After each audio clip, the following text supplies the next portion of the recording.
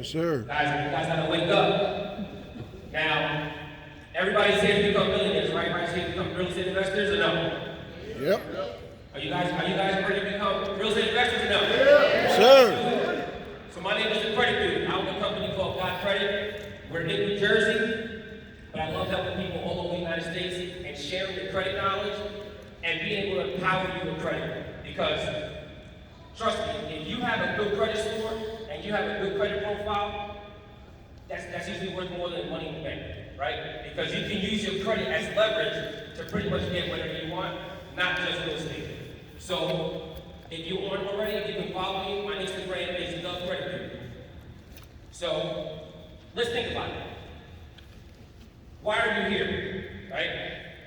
Before, when I was 18, 19, 20, I had no idea about credit, had no idea about seminars like this. So when you think about why you're here, right? Are you here to invest in real estate? Are you in here to improve your credit? Are you here to build business credit, establish connections? Are you just curious to see, like, what is it that DJ, MD, and CEASAR do? You know, what are these seminars about? You know, what is your end result with coming here today?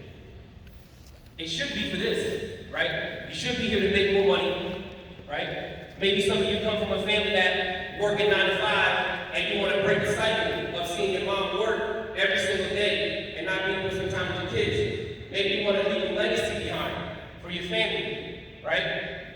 Become an entrepreneur. When I was 18, I had no idea what an entrepreneur was. But guess what? My daughter is 10, and she already knows that she's going to become a millionaire, she's going to become a business owner, and she knows about credit, right?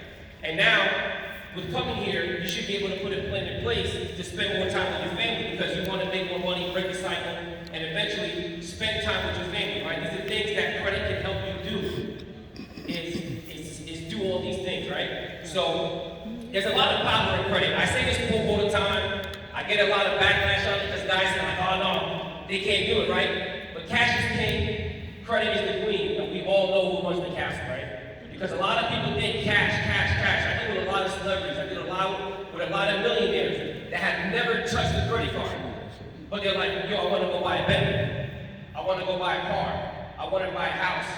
And they can't because they've never used their credit. All they have is like a $300 Capital One credit card. They're like, nah, I'm good. I don't want my credit. I'm good. Don't run it. I'm good. But you got to build it up something, right? In order for you to get what you want to get, you have to do kind of like what the banking system is. It's all a game. That's all it is. The credit system is all a game. And once you master that game, you put yourself in a good position. Because I can tell you this right now.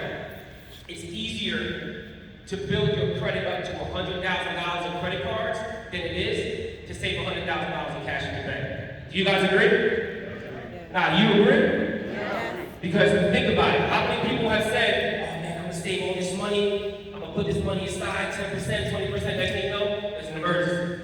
Next thing you know, somebody dies in your family. Next thing you know, you want to pull out, you want to go on vacation, right? And then all the money you saved is gone. But guess what? You can build your credit to $100,000. What you really need is like 4 or 5 credit cards, right? You build your credit to like a 700, 720. You apply for the right cards, boom, $20,000 to $30,000 in credit cards. And if you don't think it can happen, it can happen. We have clients that get $20,000, $30,000 credit cards all the time. But I'm going to show you guys how to do it because it's not as easy as it seems. It's simple, but it's not easy because you do got to put in the work. And that's what we tell our clients. You got to do the work, right? So everybody knows I'm talking about credit, right? But I like talking about the basics too. There's 3 credit reports. It's Equifax, Experian, TransUnion. A lot of people like to focus on the third-party reports, right? There's like LexisNexis, check systems, things like that. These are the 3 major credit reports, right?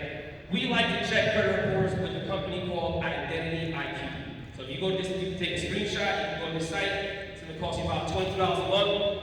The thing is, if you don't know what to fix, you have to look at it in order to fix it, right? So if you can check your credit report in the last 30 days, raise your hand.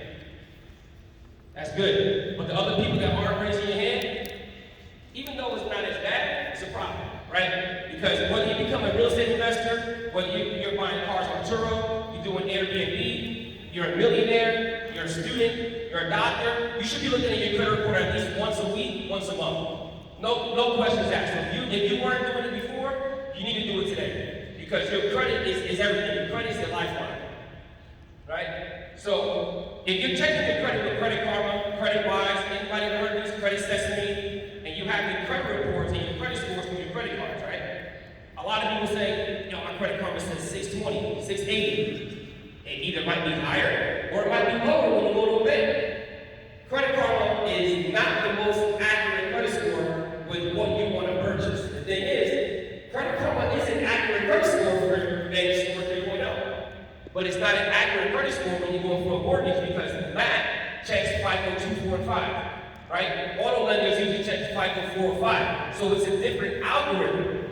The thing is, they don't check all three credit reports. Credit Wise is usually TransUnion. Credit Karma, Equifax, and TransUnion. Right? You want to check all three credit reports because there might be something missing on one report that's not on the other two. And it's very, very important you check all three credit reports because Experian is not checked by Credit Karma. Have you ever noticed how Credit Karma says, hey, you can get approved for an American Express? How can they know that if they're not even monitoring Experian, which is who approves you through American Express?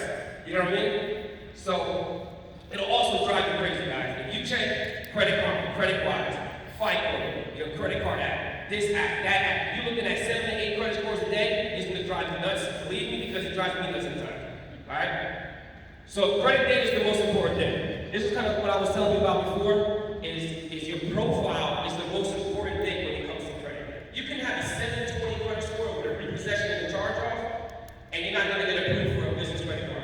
But guess what? You might have a 680 with nothing negative because your profile's better, so you're going to get approved even though your score is lower. Okay? So you don't want to always focus on the credit score because if you do, it's also going to drive you crazy. So you want to focus on the data that's on there. Right?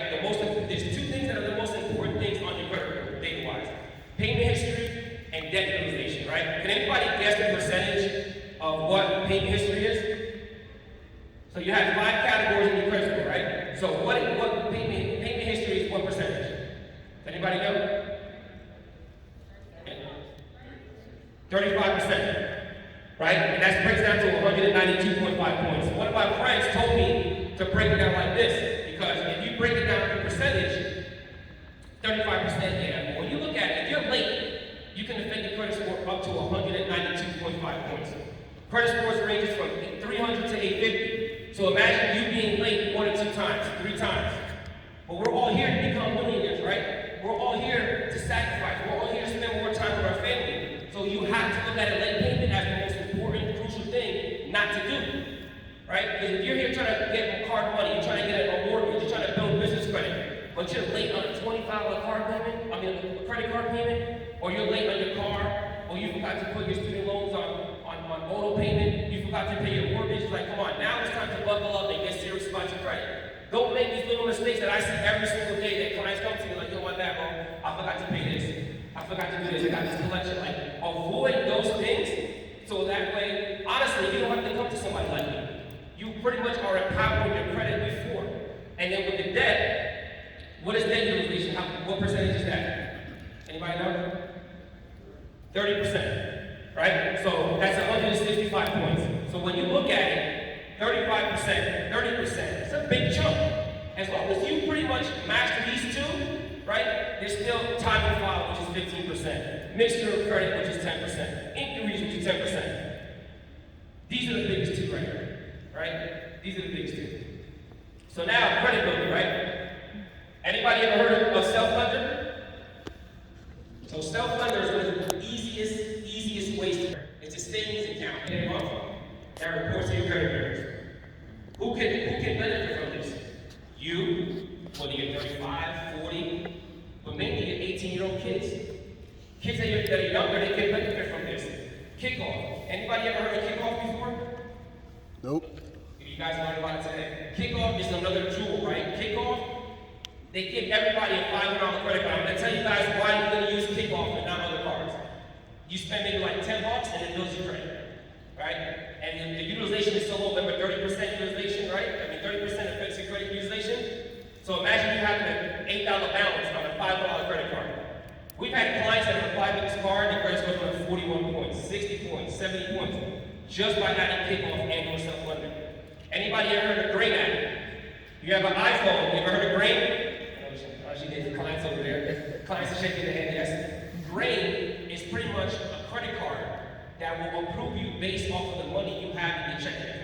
No credit pull, no inquiry, right? So they'll give you up to $1,000 credit limit. So right now, if you have zero credit, you can get kickoff $500, and obviously you don't use kickoff on their website, right? But the Brain app, if you have an iPhone, you can pretty much get access up to $1,000 today to use whatever you want. Just don't max it out, right? Be smart with it, you know?